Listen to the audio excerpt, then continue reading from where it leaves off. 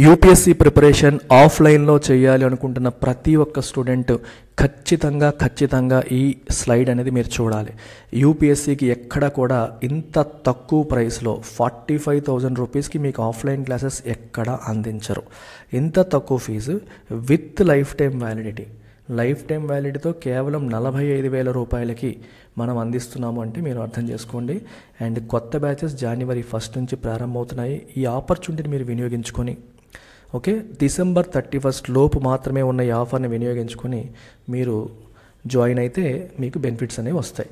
దీంతో పాటు మీకు 4 కాంప్లిమెంటరీగా నేను ఇస్తున్నాను యాప్లో. ఎన్సీఆర్టీస్, కరెంట్ అఫైర్స్, అలాగే prelims test series, mains answer writing, ఈ 4 మాడ్యూల్స్ కూడా మీకు యాప్లో ఫ్రీగా వస్తాయి కాంప్లిమెంటరీగా.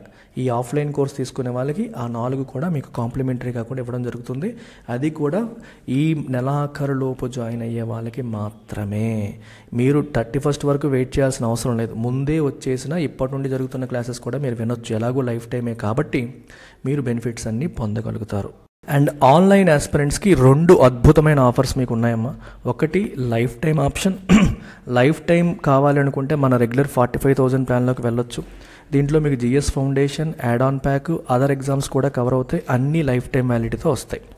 మాకు బడ్జెట్ ఇష్యూస్ ఉన్నాయి, లేదా మాకు లైఫ్ టైం అవసరం లేదు, మాకు ఓన్లీ యూపీఎస్సీ చాలు, వేరే ఎగ్జామ్స్ అవసరం లేదు అనుకునే వాళ్ళు ప్రాపర్ జిఎస్ ఫౌండేషన్ కోర్సులోకి మీరు రావచ్చు. ఇది కేవలం 18,000 రూపీస్కి మీకు 1 ఇయర్ వ్యాలిడిటీతో లభిస్తుంది. లైవ్ అండ్ రికార్డెడ్ ఫార్మాట్లో ఎస్ఏ ప్లస్ జిఎస్ 1, 2, 3, 4 కలిపి కేవలం 18,000 రూపీస్కి మనం అందిస్తున్నాము. వీటికి కూడా కొత్త బ్యాచెస్ 1 January 2024 నుంచి ప్రారంభమవుతున్నాయి. మీరు లేట్ చేసుకోకుండా అతి త్వరలో ఈ బెనిఫిట్స్ని ఉపయోగించుకోండి. ఇయర్ ఎండ్ ఆఫర్స్ ఇయర్ దాటిపోతే ఉండవు. నెక్స్ట్ ఇయర్ ఫీజులన్నీ కూడా రివైజ్ అవుతాయి. మంచి ఆపర్చునిటీ మళ్ళీ దొరకదు.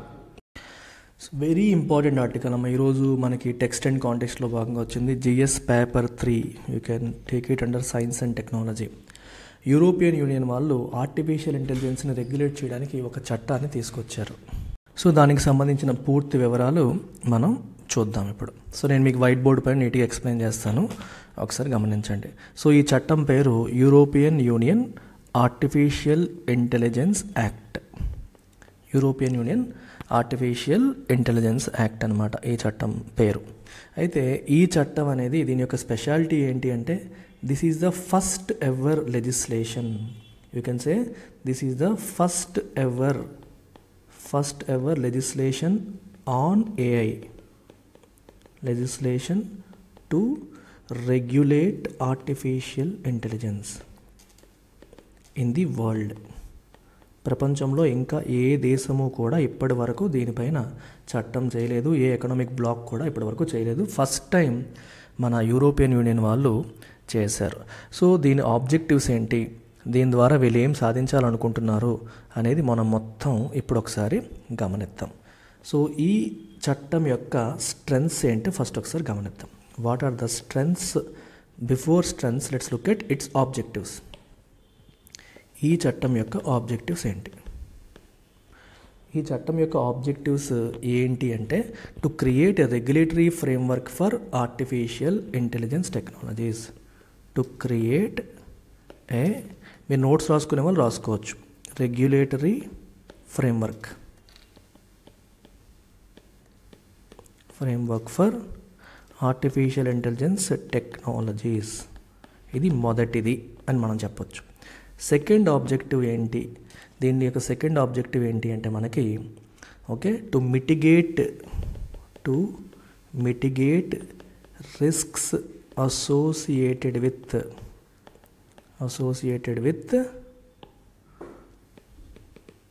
ఆర్టిఫిషియల్ ఇంటెలిజెన్స్ వల్ల వస్తున్న రిస్క్ని మిటిగేట్ చేయడం అనేది సెకండ్ ఆబ్జెక్టివ్ అని చెప్పి మనం చెప్పొచ్చు. మూడవది ఎస్టాబ్లిష్ క్లియర్ గైడ్లైన్స్. ఎవరికి? For developers. ఎవరైతే ఏ డెవలపర్స్ ఉన్నారో వాళ్ళకి, అలాగే యూజర్స్ ఎవరైతే ఉన్నారో వాళ్ళకి, అండ్ రెగ్యులేటర్స్కి కూడా. సో ఎవరి పరిధి వాళ్ళకి నిర్దేశిస్తూ గైడ్లైన్స్ అనేది ఎస్టాబ్లిష్ చేయడం అనేది అనదర్ ఇంపార్టెంట్ ఆబ్జెక్టివ్ అని చెప్పి మనం చెప్పొచ్చు అనమాట. అయితే ఈ ఆబ్జెక్టివ్ యొక్క ఈ పర్టికులర్ చట్టం యొక్క స్ట్రెంగ్త్స్ ఏంటి, వన్ బై వన్ మనం చూసుకుంటూ వెళ్దాం. దీని యొక్క స్ట్రెంగ్త్స్ ఏంటి, క్రిటిక్స్ ఏమంటున్నారు, ఇవన్నీ కూడా మనం వన్ బై వన్ చూద్దాం. స్ట్రెంగ్త్ ఏంటి అంటే మనకి ప్రిడామినెంట్గా ఇట్స్ రిస్క్ బేస్డ్ అప్రోచ్. ఇది ఒక రిస్క్ బేస్డ్ అప్రోచ్ని ఫాలో అవుతుంది. ఈ చట్టంలో రిస్క్ బేస్డ్ అప్రోచ్ తీసుకొచ్చారు. అంటే అర్థం ఏంటి, ఏఐ అప్లికేషన్స్ని వాళ్ళు కేటగరైజ్ చేస్తారు. Which means categorising AI applications, different AI అప్లికేషన్స్ని కేటగరైజ్ చేయడం based on risk. Okay, risk levels, వాటి వల్ల ఎంత రిస్క్ ఉంది అనే దాని ప్రకారం వాటిని డిఫరెంట్ కేటగిరీస్లో పెడతారు. ఓకే, వీటిల్లో లో రిస్క్ కేటగిరీ నుంచి అన్యాక్సెప్టబుల్ వరకు, లో రిస్క్ నుంచి అన్యాక్సెప్టబుల్ వరకు డిఫరెంట్ కేటగిరీస్ క్రియేట్ చేశారు. సో వన్ ఏ అప్లికేషన్ మే బికమ్ అన్యాక్సెప్టబుల్, అంటే వెరీ హైలీ రిస్క్ అంటే అసలు అది యాక్సెప్ట్ చేయడానికే లేదు అని ఆపేయచ్చు. లేదా ఆ అప్లికేషన్ వల్ల పెద్దగా రిస్క్ లేదంటే లో risk, medium risk, high risk, ఇలా డిఫరెంట్ కేటగిరీస్గా డివైడ్ చేసి హైయెస్ట్ వచ్చేసి అన్యాక్సెప్టబుల్ వరకు పెట్టడం అనేది జరిగింది. సో దీనివల్ల మనకి ఏమవుతుందంటే, ఈ అప్రోచ్ వల్ల మనకి ఏమవుతుందంటే హై రిస్క్ అప్లికేషన్స్ ఏవైతే ఉంటాయి, అంటే ఏ అప్లికేషన్స్ వల్ల అయితే రిస్క్ ఎక్కువగా ఉంటుందో దానికి స్ట్రింజెంట్ రిక్వైర్మెంట్స్ పెడతారు. చాలా స్ట్రింజెంట్ రిక్వైర్మెంట్స్ అనేది, గైడ్ లైన్స్ అనేవి స్ట్రాంగ్గా ఉంటాయి. స్ట్రింజెంట్ రిక్వైర్మెంట్స్, రెగ్యులేషన్స్ చాలా స్ట్రాంగ్గా ఉంటాయి.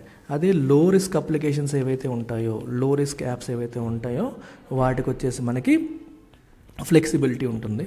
సో లెస్ స్ట్రింజెన్సీ, వీటికి అంత స్ట్రిక్ట్నెస్ అనేది ఉండాల్సిన అవసరం లేదనమాట. అర్థమవుతుందా? సో దీనివల్ల ఏమవుతుందంటే ఏఐ టెక్నాలజీస్ యొక్క ఇంపాక్ట్ సొసైటీ పైన ఎంత ఎక్కువ ఉంటుంది, బాగా ఎక్కువ ఇంపాక్ట్ చేసే అవకాశం ఉంటుంది. హై రిస్క్ అంటే రిక్వైర్మెంట్స్ కూడా స్ట్రింజెంట్ అయిపోతాయి. అంత ఎక్కువ లేదు అనుకుంటే మనకి రిక్వైర్మెంట్స్ అనేవి తగ్గిపోతాయి. ఇంకా కొన్ని పర్టికులర్ ఏఐ ప్రాక్టీసెస్ని ఎక్స్ప్లిసిట్గా ప్రొహిబిట్ చేయడం కూడా జరిగింది. మనకి జరిగిందనమాట. ఫర్ ఎగ్జాంపుల్ ఇండివిజువల్స్ని మ్యానిపులేట్ చేసే కొన్ని అంశాలు కావచ్చు, ప్రిడిక్టివ్ పోలీసింగ్ అంటారు, ఇట్లాంటి అప్లికేషన్స్ కావచ్చు, ఇలాంటి వాటి అన్నిటిని కూడా కంప్లీట్గా ప్రొహిబిట్ చేశారనమాట. ఇంకా ఏంటి అంటే మనకి ఇది ఫస్ట్ రిస్క్ బేస్డ్ అప్రోచ్ మనం మాట్లాడాం కదా. సెకండ్ థింగ్ వచ్చేసి ఇట్ ఆల్సో ప్రమోట్స్, ఈ పర్టికులర్ యాక్ట్ ఎంఫసైజెస్ ట్రాన్స్పరెన్సీ. ఈ చట్టం ట్రాన్స్పరెన్సీ మరియు అకౌంటబిలిటీ పైన కూడా ఫోకస్ చేస్తుంది. ట్రాన్స్పరెన్సీ అండ్ అకౌంటబిలిటీని ఎన్హాన్స్ చేసే ప్రయత్నం అనేది చేస్తుంది.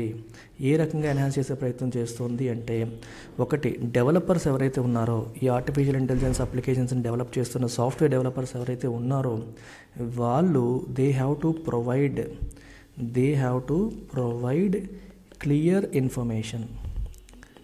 ఇన్ఫర్మేషన్ అనేది వాళ్ళు ప్రొవైడ్ చేయాలి అబౌట్ ద క్యాపబిలిటీస్ and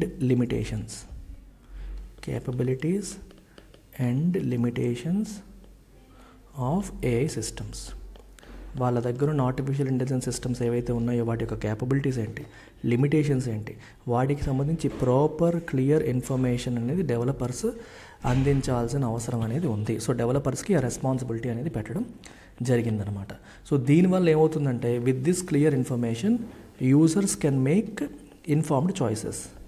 ఒక అప్లికేషన్ వాడాలి అనుకునేటప్పుడు దానికి సంబంధించిన ఇన్ఫర్మేషన్ అంతా ఉంటే దాని యొక్క పొటెన్షియల్ ఇంపాక్ట్ ఏంటి, దానివల్ల జరగబోయే చెడు ఏంటి అనేది కూడా ముందే తెలిసిందనుకోండి, అది వాడాలా వద్దా, దాన్ని ఇంప్లిమెంట్ చేయాలా వద్దా అని యూజర్స్ డిసైడ్ అవ్వడానికి అవకాశం ఉంటుంది. They can make informed choices when they have clear information about the capabilities and limitations of AI systems. ఇంకా ఏం చెప్తున్నారంటే, దీస్ డెవలపర్స్ ఎవరైతే ఉన్నారో they have to maintain complete documentation. The developers have to maintain comprehensive documentation. కంప్లీట్గా documentation maintain చేయాలి అనే rule కూడా పెట్టడం అనేది జరిగింది. దేనికోసం? To provide for regulatory oversight. అంటే ఇప్పుడు రెగ్యులేటర్స్ వచ్చి దీనికి సంబంధించిన ఇన్ఫర్మేషన్ అడిగితే వాళ్ళు పర్యవేక్షణ చేస్తే దానికి సంబంధించిన డీటెయిల్స్ అన్నీ మెయింటైన్ చేయాలి, డాక్యుమెంట్స్ అన్నీ మెయింటైన్ చేయాల్సిన అవసరం. సో రెగ్యులేటర్స్ వచ్చినప్పుడు మాకు పలానా డీటెయిల్స్ ఇవ్వండి డాక్యుమెంట్ అడిగినప్పుడు డాక్యుమెంటేషన్ మనం మెయింటైన్ చేయకపోతే చూపించలేరు. So you have to maintain every యాక్టివిటీని మీరు డాక్యుమెంట్ చేయాలి. అండ్ రెగ్యులేటర్స్ వచ్చి అడిగినప్పుడు దాన్ని అందించాల్సిన రిక్వైర్మెంట్ కూడా పెట్టడం అనేది జరిగింది. అండ్ మూడవది ఏంటి అంటే మనకి చాలా ఇంపార్టెంట్ పాయింట్ ఇది. మూడవది ఏంటంటే కన్ఫర్మిటీ అసెస్మెంట్ అనే పాయింట్ కూడా తీసుకొచ్చారు. కన్ఫర్మిటీ అసెస్మెంట్ చాలా ఇంపార్టెంట్ పాయింట్ ఇది. ఇండిపెండెంట్ కన్ఫర్మిటీ అసెస్మెంట్ అంటే అర్థం ఏంటి? ఈరోజు let's say you are an artificial intelligence developer. నువ్వు ఒక డెవలపర్ అనుకో. నువ్వు ఒక ఏఐ అప్లికేషన్ నువ్వు డెవలప్ చేసావు. ఈ అప్లికేషన్ అనేది యూరోపియన్ యూనియన్ వాళ్ళ ఆర్టిఫిషియల్ ఇంటెలిజెన్స్ యాక్ట్ ప్రకారమే ఉందా లేదా, దాన్ని ఏమన్నా వైలేట్ చేస్తుందా లేదా అని చెప్పి you have to get one conformity assessment. Confirm అవుతుందా లేదా అని చెప్పి అసెస్మెంట్ చేయించుకోవాలి. ఈ అసెస్మెంట్ ఎవరు చేస్తారు? These can be done by third parties. Government ద్వారానే కాదు, థర్డ్ పార్టీస్ ద్వారా మీరు చేయించుకోవచ్చు. గవర్నమెంట్ అసైన్ చేసిన థర్డ్ పార్టీస్ ద్వారా కన్ఫర్మిటీ అసెస్మెంట్ చేయించుకొని ఆ సర్టిఫికేట్ మీరు మెయింటైన్ చేయాలి. సర్టిఫికేట్ మెయింటైన్ చేస్తే ఈ యాక్ట్ ప్రకారమే మా యాప్ ఉంది అని చెప్పి మీకు కన్ఫర్మ్ అయినట్టు అనమాట. అర్థమవుతుందా? కన్ఫర్మిటీ అంటే ఎడిహిరెన్స్, కంప్లైంట్, ఆ రెగ్యులేషన్స్ ప్రకారమే కంప్లై అవుతుంది అని అర్థం.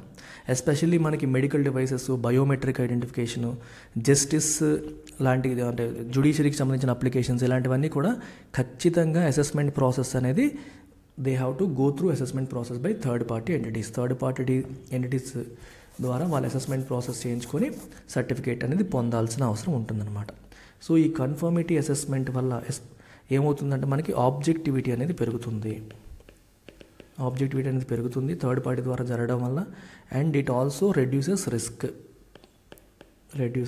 రిస్క్ అనమాట. సో రెగ్యులేటరీ ఫ్రేమ్వర్క్ పైన క్రెడిబిలిటీ కూడా పెరుగుతుంది.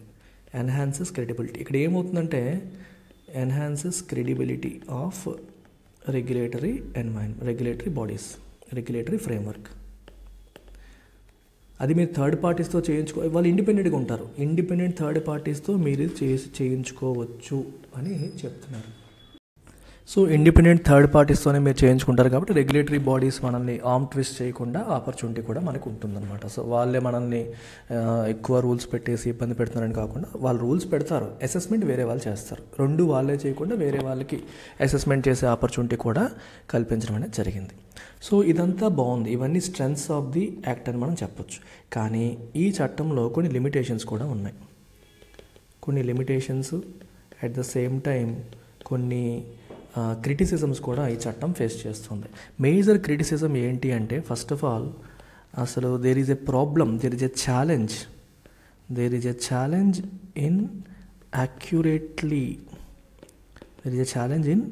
Accurately categorising. Different risk levels కింద కేటగరైజ్ చేయడం అనేది చాలా చాలా కష్టం. Okay, accurately defining and categorising AI applications. అంటే ఏ అప్లికేషన్ని మనం ఏ రిస్క్ కేటగిరీలో పెట్టవచ్చు, పలానా హై రిస్క్ కేటగిరీ, పలానా లో రిస్క్ కేటగిరీని ఎలా డిసైడ్ చేస్తాం, హౌ డు యూ డిఫైన్? అది అంత ఈజీ కాదు, అదొక చాలా ఛాలెంజింగ్ ఆస్పెక్ట్. సో ఏబిసి అని చెప్పి 3 అప్లికేషన్స్ ఉన్నాయి. ఇదేమో లో రిస్క్ అని, ఇదేమో మీడియం రిస్క్ అని, ఇదేమో హై రిస్క్ అని పెట్టారనుకోండి. ఎలా పెట్టారు? ఏ పారామీటర్స్ ప్రకారం పెట్టారు? దాంట్లో గొడవలు రావచ్చు. హై రిస్క్ కింద ఏదైనా పెడితే దానికి లిమిటేషన్స్ ఎక్కువైపోతాయి, రెస్ట్రిక్షన్స్ ఎక్కువైపోతాయి. ఇట్లాంటిది ఒక ప్రాబ్లం. రెండో ప్రాబ్లం ఏంటి? దీంట్లో ఉన్న రెండో ప్రాబ్లం ఏంటి అంటే మనకి ఎప్పటికప్పుడు ఈ ఏఐ టెక్నాలజీస్ అనేవి ఎవాల్వ్ అవుతూ ఉంటాయి, ఒకేలా ఉండవు కదా. ఈరోజు మీకున్న పారామీటర్స్ బట్టి మీరు దాన్ని లో రిస్క్ హై రిస్క్ కింద పెట్టారు. బట్ ఏఐ టెక్నాలజీస్ అనేవి ఏ రోజుకి ఆ రోజు ఎవాల్వ్ అవుతూ ఉంటాయి. ఎవాల్వింగ్ నేచర్ ఆఫ్ ఏఐ ఏం చేస్తుందంటే బౌండరీస్ని సెట్ చేయడం చాలా కష్టమయ్యే పరిస్థితి తీసుకొస్తుంది. It makes it difficult to set clear బౌండరీస్ని పెట్టడం అనేది కష్టము.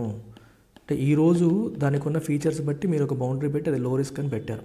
బట్ రేపు పొద్దున్న దాంట్లో ఇంకా కొత్త ఫీచర్స్ యాడ్ చేయొచ్చు. ఆ కొత్త ఫీచర్స్ వల్ల it might become high risk. అది ఈరోజు హై రిస్క్ ఉండొచ్చు, రేపు పొద్దున్న యాడ్ చేస్తున్న కొత్త ఫీచర్స్ వల్ల రిస్క్ తగ్గొచ్చు, అది లో రిస్క్గా మారచ్చు. ఎప్పటికప్పుడు ఎవాల్వ్ అవుతాయి కాబట్టి ఎప్పటికప్పుడు మీరు కేటగిరీస్ని కూడా చేంజ్ చేయాల్సిన పరిస్థితులు అనేవి వస్తాయి. సో కాబట్టి ఈ బౌండరీస్ని సెట్ చేయడం, ఎప్పటికప్పుడు రీఆర్గనైజ్ చేయడం అనేది కొంచెం క్లిష్టమైన ప్రక్రియగా మారే అవకాశం అనేది ఉందన్నమాట. ఇది ఒక పెద్ద ప్రాబ్లం. దానివల్ల రెగ్యులేటరీ ఇంప్లిమెంటేషన్స్లో అన్సర్టెంటీస్ అనేవి వస్తాయి. ఇంకో ప్రాబ్లం ఏంటి అంటే స్ట్రింజెంట్ రెగ్యులేషన్స్ మీరు పెట్టడం వల్ల, ఈ చాలా ఎక్కువ స్ట్రింజెంట్ రెగ్యులేషన్స్ అనేవి యూరోపియన్ యూనియన్లో పెట్టడం వల్ల it might lead to hindering లేదా అబ్స్ట్రక్టింగ్ అంటే అబ్స్ట్రక్ట్ చేయడం ఆఫ్ కాంపిటేటివ్నెస్ తగ్గిపోయే అవకాశం అనేది ఉంటుంది ఆఫ్ యూరోపియన్ బిజినెసెస్. ఇప్పుడు మీకు ప్రపంచంలో వేరే ఏ కంట్రీలో కూడా రెగ్యులేషన్స్ అనేవి లేవు, కానీ యూరోపియన్ యూనియన్లో మాత్రమే రెగ్యులేషన్స్ అనేవి ఉన్నాయి. సో బయట కంట్రీలో ఉన్న మనకి ఏ యాప్ డెవలపర్ ఫ్రీగా చేసుకుంటాడు, వీడికి వచ్చేసరికి రకరకాల రెస్ట్రిక్షన్స్ ఉంటాయి. ఈ రెస్ట్రిక్షన్స్ మధ్య వీడి యొక్క క్రియేటివిటీ అనేది లిమిట్ అయిపోతుంది. సో వేరే వాళ్ళతో తను కంపీట్ చేయలేని పరిస్థితి తగ్గొచ్చు, వాళ్ళ కాంపిటేటివ్నెస్ అనేది తగ్గిపోయే అవకాశం అనేది ఉంటుంది. సో యాక్ట్ అనేది ఎథికల్ ఏ ప్రాక్టీసెస్ని ఎన్షూర్ చేయడానికి ప్రయత్నం చేస్తుంది, కరెక్టే, కానీ ఈ రెస్ట్రిక్టివ్ మెజర్స్ వల్ల ఇన్నోవేషన్ అనేది తగ్గిపోవచ్చు. ఈ రెస్ట్రిక్టివ్ మెజర్స్ ఏవైతే ఉంటాయో దీనివల్ల రెస్ట్రిక్టివ్ మెజర్స్ వల్ల ఇన్నోవేషన్ దెబ్బతినే, కొత్త ఐడియాలు తీసుకురావాలంటే ఈ రూల్స్ రెగ్యులేషన్స్ అనేవి మన యొక్క ఫ్రీడమ్ని రెస్ట్రిక్ట్ చేసే అవకాశం అనేది ఉంటుంది, ఇన్నోవేషన్ తగ్గిపోయే అవకాశం అనేది ఉంటుంది. దానివల్ల ఈయూలో కంపేర్ చేసుకుంటే రెస్ట్ ఆఫ్ ద వరల్డ్లో ఏ డెవలప్మెంట్ ఎక్కువగా జరిగే అంటే ఈయూ వెనకబడిపోయే అవకాశం అనేది ఉంటుంది. ఎందుకంటే యూరోపియన్ యూనియన్కి చెందిన డెవలపర్స్కి రెస్ట్రిక్షన్స్ ఉన్నాయి, బయట వాళ్ళకి లేవు, కాబట్టి వాళ్ళు దెబ్బతిని వెనకబడిపోయే అవకాశాలు అనేవి ఉన్నాయి అనేది ఒకటి. నెక్స్ట్ ఆస్పెక్ట్ ఏంటి అంటే ఈ కంప్లైన్స్ బర్డెన్. ఇప్పుడు చిన్న చిన్న కంపెనీస్ ఉన్నాయి, చిన్న కంపెనీస్కి కంప్లైన్స్ అనేది ఒక బర్డెన్ అవుతుంది. ఇప్పుడు స్మాల్ బిజినెస్ తీసుకున్నారు అనుకోండి, వీళ్ళు ఏం చేయాలి, ఇందాక ఏం చెప్పాను, కన్ఫర్మిటీ అసెస్మెంట్ అని చెప్పి మాట్లాడుకున్నాం. కన్ఫర్మిటీ అసెస్మెంట్ చేయించుకోవాలి అని చెప్పాం. ఇది ఎవరు చేస్తారు, థర్డ్ పార్టీస్. మరి వాళ్ళు ఫ్రీగా చేస్తారా, you have to make payment. So already app డెవలప్మెంట్కి ఖర్చు అవుతుంది, అడిషనల్గా ఈ అసెస్మెంట్ కోసం మళ్ళీ అడిషనల్ ఎక్స్పెండిచర్ అనేది అవుతుంది. సో స్మాలర్ బిజినెసెస్కి స్టార్టప్స్కి సిగ్నిఫికెంట్ బర్డెన్ అయ్యే అవకాశం అనేది ఉంటుంది. దీనికి అవసరమైన రిసోర్సెస్ కావచ్చు, అలాగే డాక్యుమెంటేషన్ మెయింటైన్ చేయమని చెప్పారు.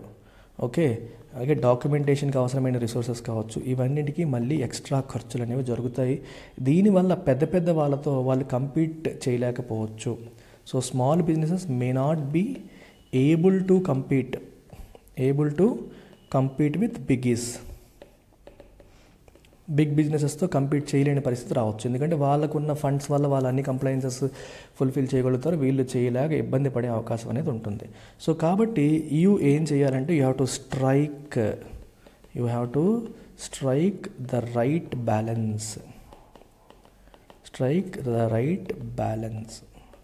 బ్యాలెన్స్ని స్ట్రైక్ చేయాల్సిన అవసరం అనేది ఉంది. దేని మధ్య బిట్వీన్ రెగ్యులేషన్ అండ్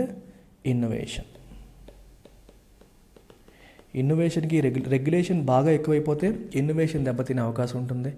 రెగ్యులేషన్ మరీ తక్కువైపోతే మళ్ళీ ఆ ఇన్నోవేషన్ వల్ల చెడు జరిగే అవకాశాలు కూడా ఉంటాయి. సో రెండింటి మధ్య రైట్ బ్యాలెన్స్ని మనం స్ట్రైక్ చేయాల్సిన అవసరం అనేది ఉంది.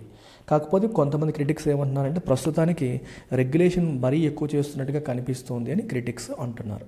So these are the criticisms అనమాట. ఇవి కాకుండా వాట్ ఆర్ ద ఇంప్లికేషన్స్?